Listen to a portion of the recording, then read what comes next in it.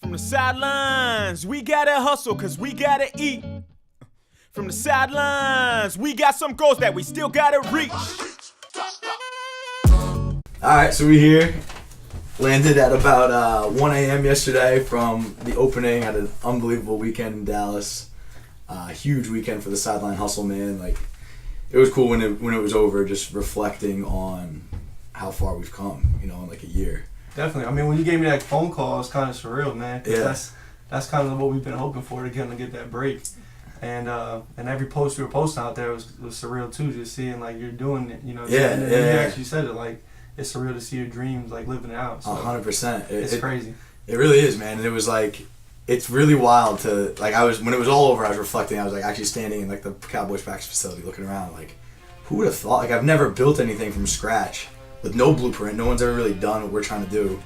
And see it like come to fruition like this. We're 11 months. Our first podcast episode didn't come out till August last year, so that's 11 months ago.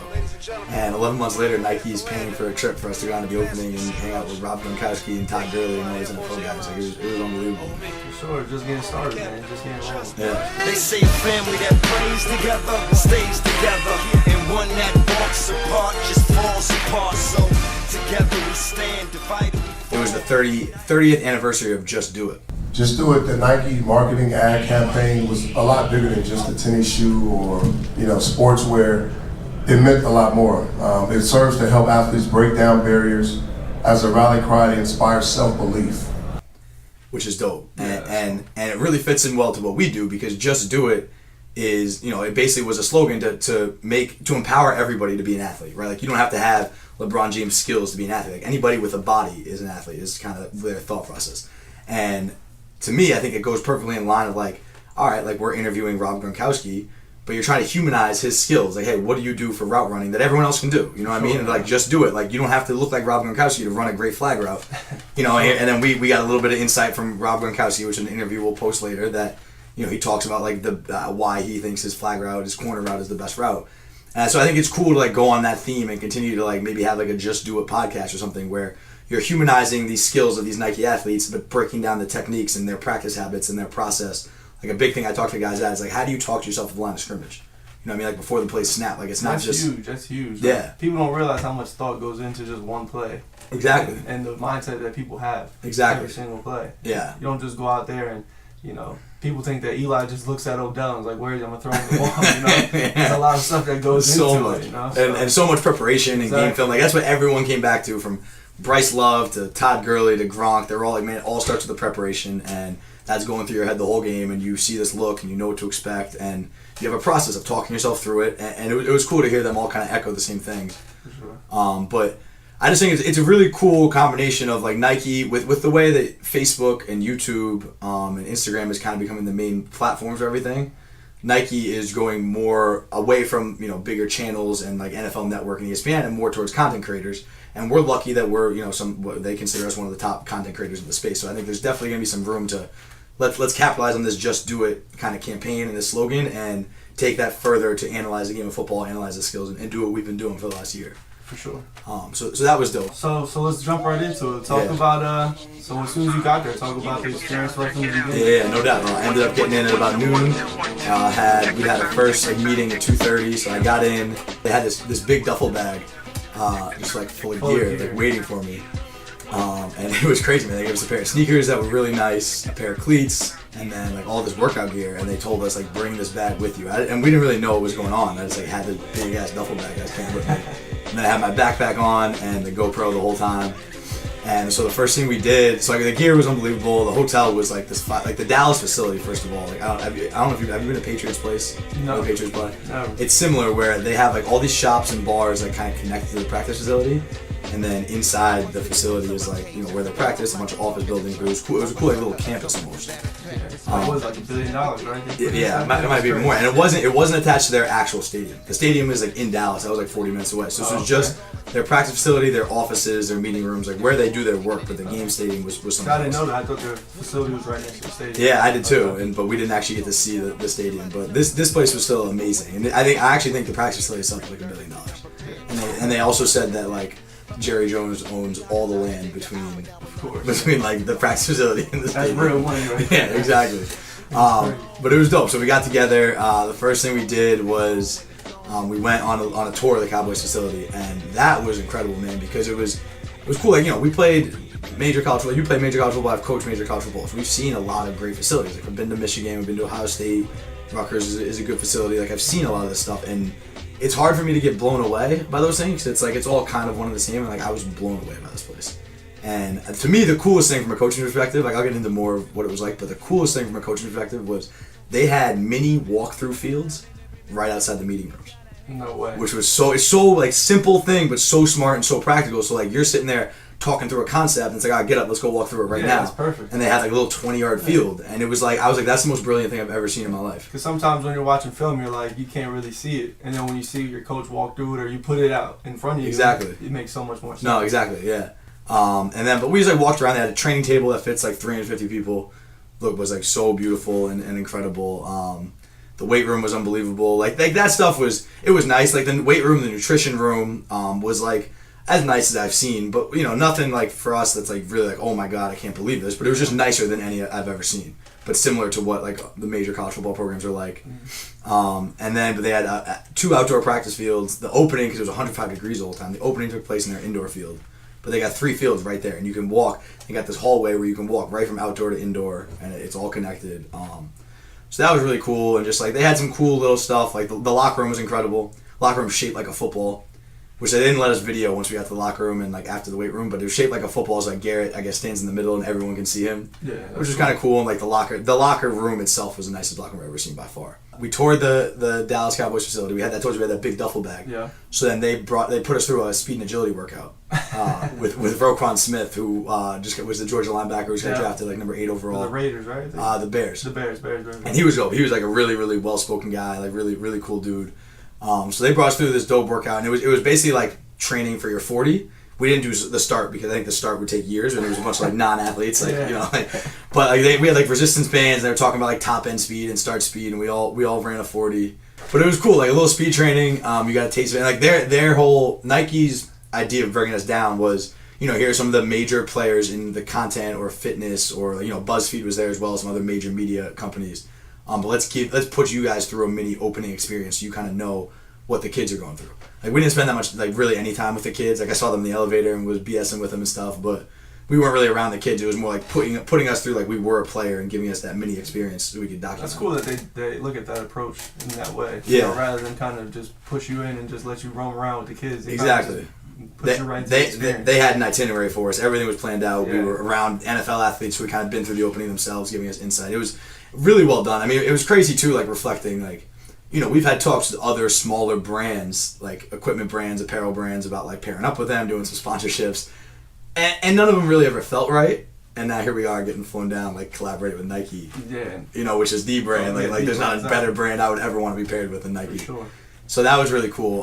But we did a little speed and agility. They gave us this dope pair of cleats, Nike Vapor cleats, that were the most comfortable cleats of all time, and I will definitely wear those coaching so I can run around the field and stuff. Like, that's gonna be cool. Players are probably gonna want to snag them from. Bro, if I tell you every player I've ever coached in the history, the last 30 players, everyone was like, "Oh man, I'm a size 10 and a half. I'm a size 12." Yeah. Coach Lee bringing bags and stuff, and I was like, "Man, this is Nike was gonna take care of it." Right. I was like, "These are size 13, and they're staying on my feet, bro."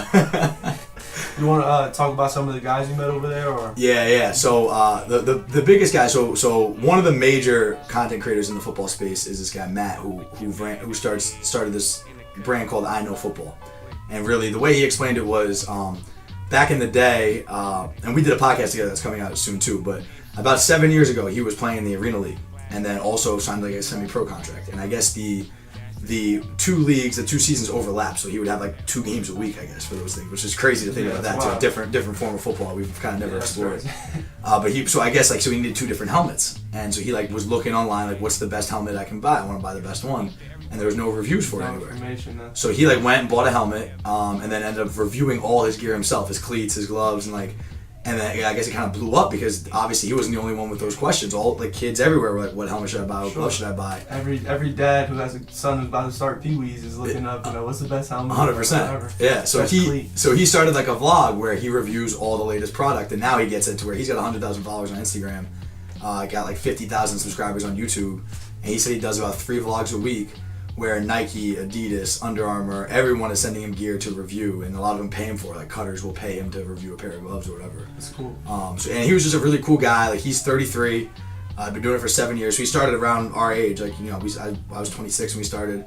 So and he's like really making some good money doing this, and it's still a side job for him. Like he's a marketing director. He used to be the marketing director for Red Bull. Okay. Now he works like a bigger company. But he was just gave a lot of advice on how to grow the channel, but also like he shouted us out on Instagram when we first met. It was like, yo, go follow Sideline Hustle. Yeah. And I did a little thing on his Instagram story, picked up like 75 followers in like a couple hours. Yeah, so it was cool to see his influence.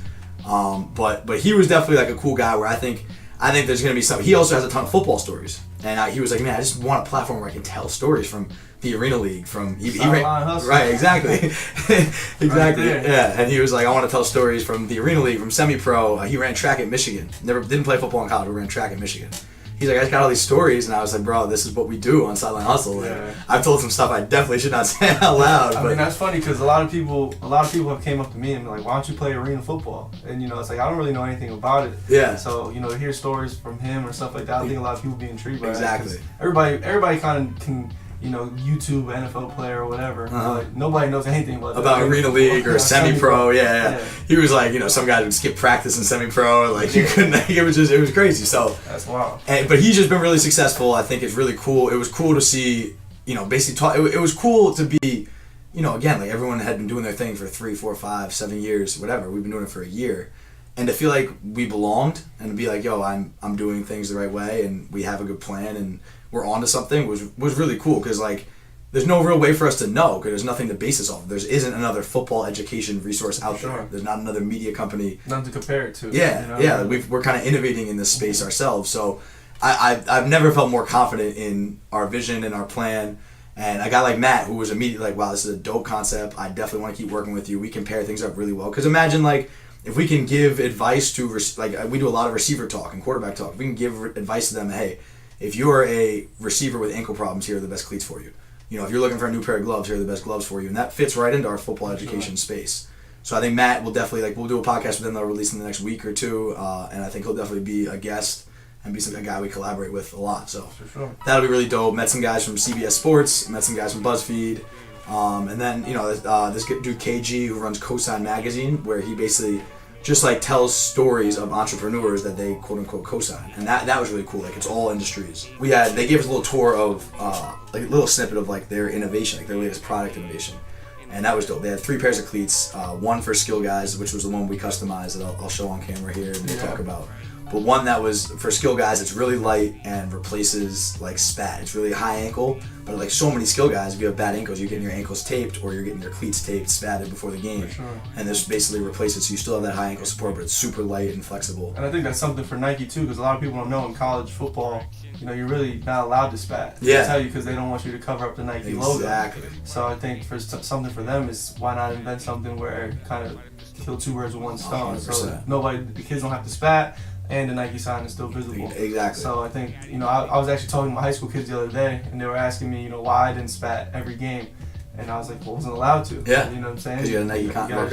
Yeah, Nike contract. You got to show the Nike sign. You can't cover it up. Unless you have a serious medical issue. Right.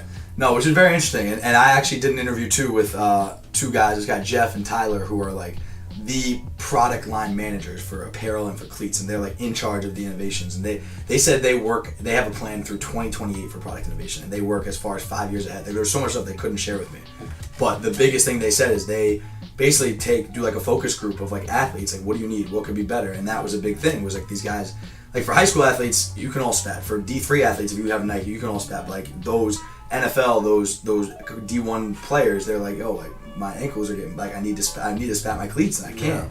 And so they invented this high top cleat that's really dope, which is this one, man. And we you can see it in the camera there.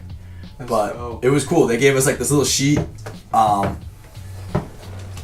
They gave us real light. Yeah, man, super light, and it was cool. We ended up playing 7-on-7 in these cleats, and I was wearing them, and really fun to play in, man. Really dope to.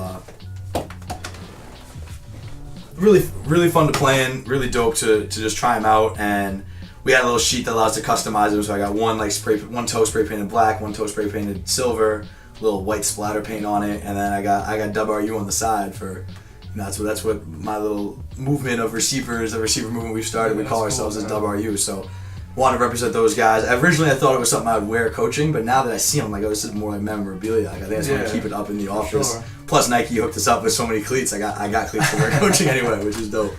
But I think it'll definitely be a cool. Like it was just a really cool experience, and everyone had custom designs. Every single kid at the opening got a custom pair of cleats that they handmade themselves with like their number on the side, their initials, like whatever they wanted. It was cool to see how like again Nike does it right, man. Like and I was talking to them. They were like, there's never like kids never deny the invitation to the invite. It's the biggest event there is out there, you know, for like high school recruits and stuff. I don't even think, you know, when I was in high school 8 years ago, I don't know if that was the thing. It wasn't. It was. It's only been, I think it's like 6 years they've had it. Yeah, so that's very smart of them. It's really cool. So it just unbelievable experience there. So I did the workout, customized the cleats, and after that, then me and Matt from I Know Football, we recorded a podcast that night, which was really cool. And he just kind of talked about the way he built his business, because you know we kind of compared him a year into I Know Football to where we are now. Gave me a lot of advice, like practical advice on how to maximize our YouTube channel, how to keep growing things, you know, kind of content schedule, stuff like that I think will help. And just, you know, it was cool. And I think again, he's a guy that is influential in this space that we can collaborate with, that you combine our education with kind of the training and the football advice and the insight that way with some of the gear expertise. I think it's a pretty perfect match. So so the next day, the first thing we did was we did cryotherapy in the morning, which was nuts. And I met Bryce Love, who was the starting running back at Stanford. He was a really great guy. That interview was like about 2.5 minute interviews up on IGTV right now. It will be part of a larger podcast. I'm probably going to do a podcast with probably one podcast, maybe a couple with all the interviews we've done that I did out there. But he was awesome, really well-spoken kid. He came in for cryotherapy, which is like they freeze your body. You get in like neck high, and they freeze your body like minus 300 degrees. It was super cold. Basically just shock your body. Shock your body, right. And I guess like, so your body is reacting to like these frostbite conditions, and it like freaks out and warms your body up, and you sit in there for 3 minutes. Then when you get out, it releases everything so fast because it's like, I guess, so happy to be balanced because your brain's always trying to balance out your body, that it sends all these crazy endorphins through your body that reduces soreness. And I think I said it in the Instagram, so like my arm has been hanging, like being a receivers coach, I must throw 1,000 balls a day. Yeah. And like my arm, and I don't take care of my arm like I used to, so my arm has been hanging all summer. And the first time it felt good all summer was after that, yeah. And through today, I worked the kid out this morning. I was like, thank God, this feels so much better. Needed that. Yeah, no doubt. That was cool. They had these vibrating foam rollers, so like they vibrated really hard, like while you rolled out on them, and that's supposed to be better for recovery. For sure. Can't remember what it's called, but I did a thing where like you put your whole leg in like these like this big pillow, and it puts a lot of pressure like to squeeze the soreness out, like really like. Yeah, we had those at Rutgers. I forget the name. Yeah, I can't remember the name of it either. It was like a game ready machine with ice, but no, there was no ice. It wasn't cold. Yeah. It was just crazy air pressure. Every day. Yeah, exactly. Crazy air pressure from like start with your quads, it would move down to your knees, to your ankles. Compression. Yeah, basically. And that felt amazing too, but it kind of like was relaxing, so that puts you to sleep. Yeah. So we did all this therapy beforehand, then we went to play 7-on-7, which was mad funny. But before that, we had a Nike panel with Denzel Ward, who was the 4th pick of the draft for the Cleveland Browns, played at Ohio State. He was a freshman my last year there at Rutgers. And then Malik Jefferson, who was a 3rd round pick, went to Texas. Both were really, really great dudes. Willie McGinnis, former Patriots linebacker, defensive end, he hosted the interview. They did a short panel, which again, that audio and the video will be up. You guys will be able to see that soon. They did a short panel, then we got 4 minutes, 5 minutes each with them individually. I talked to Denzel Ward about kind of the game within the game with wide receiver, because I always tell my guys to have a plan and study the way he reacts to certain releases, so that when it counts and your number's called, you're going to beat this guy on a release. And talked to him about what he does to combat that. Like, you see a receiver's plan, what are you doing to try and counteract that? He gave some cool insight there. Malik Jefferson was a really, really well-spoken dude, really handled himself really well. He was a kid who had gone through the opening himself. That's why they brought him back. So those two guys were great interviews, and then we played 7-on-7, and they were the 2 all-time quarterbacks. And this guy, Denzel Ward, was our quarterback and literally would not throw me the ball. I was the other team was even like, You bro. didn't get the memo. Yeah, you know, and I was wearing the shirt. If you're reading this, you can't cover me too. And I was like, yo, you see the shirt? Like, give me a chance. And I had like a sluggo call, and I broke this kid off and made him fall. And he was just like, nah, you were double covered. I was like, double covered. They were 20 yards behind me. That's why he plays defense. But it was fun, man. It was all fun and games. You also understand why they get mad when they don't get the ball. Yeah, right. I had a lot of empathy for my own receivers. So I was like, yo, if I ever lost the game, we lost. We ended up losing the 7-on-7. And I had one target, and I was like, bro, like I'm pissed right now. Like I didn't even get a chance to help the team. Yeah. But it was cool, man. It was all fun, and Kings. Like, it was just amazing the way they treated us, and it was really brilliant, like you said, by Nike to let's bring some big media influencers out and treat them like they're players at the opening and take them through everything, and it was really dope that way. So then we were just hanging out eating lunch, and we ended up having Todd Gurley come up, did another little panel with Todd Gurley, and then we each got like 5 minutes with him, and he was awesome, bro. Gave some awesome responses. Really cool, humble kid, and obviously like one of the top 2 or 3 running backs in the NFL. And then out of the blue, like no one even told us, Rob Gronkowski comes up, and we're like, "Yo, this is dope!" And they immediately grab him, and they're like, "Hey, Rob, like, can you spend some time with the media?" He's like, "Bro, I gotta eat." He's like, "I'm not doing anything till I eat. I'm starving." And he was literally like, he fit the the stereotype of him, where he's like this big goofy guy, but definitely, clearly a lot smarter than like than I think the media gives him credit for. But really with it intelligent, really funny, like hilariously funny, like kind of like the dumb humor, like one of the funniest dudes ever. Yeah. It was also interesting to see I talked to everyone about football specifics, because I framed it as like, hey, I coach at Don Bosco Prep now. I coached at Rutgers for 3 years. We run a football education resource, like football education company. So give me something that's gonna help like a young kid back home. Was kind of the way I asked all the questions. So I tried to be specific that way with all the guys. But it was funny how everyone else had these kind of serious questions for the other athletes, and when Gronk came, people were like, what do you like, tube socks or ankle socks? And he was like, I don't even know what tube socks are. And then they were like, you're wearing tube socks. He's like, who calls them tube socks?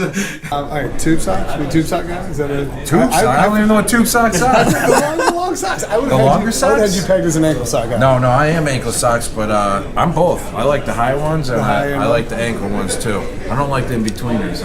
No, those are bad. Those are awkward. My parents give me those every year for the Christmas. in-betweeners are hard. Yeah. I like either going up a little bit like this, or they're ankle socks. And just like stuff like that, man, like super funny stuff. Yeah. But it was funny to see how the questions changed with Gronk. Everyone kind of got a little more goofy with him. There's one dude from BuzzFeed, this dude Zach. He's got great calves, like jacked calves. And Gronk saw him. He's like, "Yo, those are the best calves I've ever seen. Like, we need to work out together." And they took a picture comparing calves and stuff. Like just funny stuff like that, man. It was cool seeing the athletes out of their element, just chilling, showing their personality. Yeah. But it was just amazing to be able to ask them a few questions, to watch them work. Like they're all young kids, like around my age, younger than me, millionaires who are on a national stage, and just to see the different ways they handle themselves. To see a guy like Todd Gurley, who's been in the league 3 years, how much more polished he was than I remember when he came out, and how much more polished he was compared to a guy like Denzel Ward, Malik Jefferson, who's had less experience. I was very impressed with Malik Jefferson. Denzel Ward was all hot and cold with people. Gave us some great answers. This one dude from Complex Magazine was asking him about Drake, and he got excited about that. But then he kept saying this one dude kept asking, who if there's anyone on Instagram, who do you want to follow back from? And he was like, man, I don't care about that. I don't care who follows me on Instagram. Yeah. And then who was it? I think it was Todd Gurley. He asked him, and Todd Gurley had this model in mind right away. Who do you want a follow back from on IG? Follow back from. If you say me, I got you. Right. Either Gonzalez. Shouldn't follow me back. That way. I'm gonna see myself. You were ready with that too. You were ready with that. He was like, "Who do you want to follow back from?" I don't remember her name. He named it right away. And I was like, "Yo, good for you, bro." I was like, "Yo, you shot your shot right there." That was lit. After that, I had some time. We watched the testing, the 40s, the power med ball toss, 5, 10, 5. They kind of do the spark combines and stuff. And then I got some time with, like I said, the two Nike apparel creators. So the one guy who's the product line manager for performance footwear for football, and one guy who does apparel. And just kind of talk to them more about what their mindset is and how they're trying to help athletes, how that process goes. They gave us some insight into the relationship between Nike and equipment managers. So I kept thinking about Cruz at Rutgers and how miserable he was all the time. So I was asking them how does it work with equipment managers, and they were just like, yo, equipment managers are so important. They know everything. They know what the players need. It was cool to kind of get that perspective. How does Nike try to help teams and help players on an individual basis? And they're talking about how I was like, what's the biggest? And that interview will be out too. But I was like, what's the biggest thing you guys think you're going for in the future? And he was like, sustainability. And I guess everything in 2020, all their jerseys are going to be made out of sustainable, like recycled product, essentially. And they want to really improve their carbon footprint. And they let us feel the 2018 jerseys versus the 2020 jerseys. And 2018, same material but recycled, and 2020 was so much lighter and so much thinner. Oh yeah. But still just as strong and durable, same style. So it was cool, man. We got it was awesome for us because we got the full gamut of the athlete's perspective from the kids at the opening. We got to talk to NFL athletes, got to see the newest products and innovation in Nike, and it was just like a surreal experience. And you saw my Instagram post where I was talking about like it's crazy living out your dreams like in real time. And like, when it was over, I just took an hour to like walk around and reflect, and I was like, man, this is crazy, bro. Like you know, like just believing in yourself and working hard, and like there were so many long nights and sleepless nights, and to think that a year later we're one of many events, hopefully with Nike, like it's just gonna go up from here. And I think it's just a start. You're gonna be telling stories about. I remember the first time Nike flew me out. Yeah, you know, exactly. And hopefully there's like some so there'll just be some cool stuff. So I think definitely as far as the content goes, like I said, we got an interview with Todd Gurley, Rob Gronkowski, Denzel Ward, Malik Jefferson, Bryce Love. Those will be coming out through the podcast channels. Definitely gonna be a heavy. I think what I'm gonna do is, like, the Cowboys facility tour will be its own 5-minute vlog. The cryotherapy and recovery thing will be its own 5-minute vlog. And come out with little, like, mini vlogs on YouTube, put them on Instagram TV, and a bunch of short form content too on Instagram and Twitter. But definitely keep an eye out for it. I think some of, like, you know, one thing I said too was we started the whole business with a backpack and a GoPro, and I came down there with a backpack and a GoPro, so that was cool too. But a lot of, like, the GoPro obviously takes amazing video, so a lot of the visuals are really cool. So definitely check out our YouTube channel, Sideline Hustle, and check out Instagram TV. See all that kind of content. We'll put a bunch of stuff on Instagram and Twitter as well. But you know, definitely excited for the podcast to come out. The content's gonna come out of it, and like I said, I don't think this will be the last time you see a Sideline Hustle Nike collaboration. That's probably the coolest thing of all of it. What is your favorite song at the current moment? My favorite song? As soon as you get in the car, what's the first thing coming on? Oh man, I mean, I just put on like the station that plays like the top 20 hits, top hits at the moment. But I mean, God's plan is pretty good. God's plan? Okay, I appreciate that, man.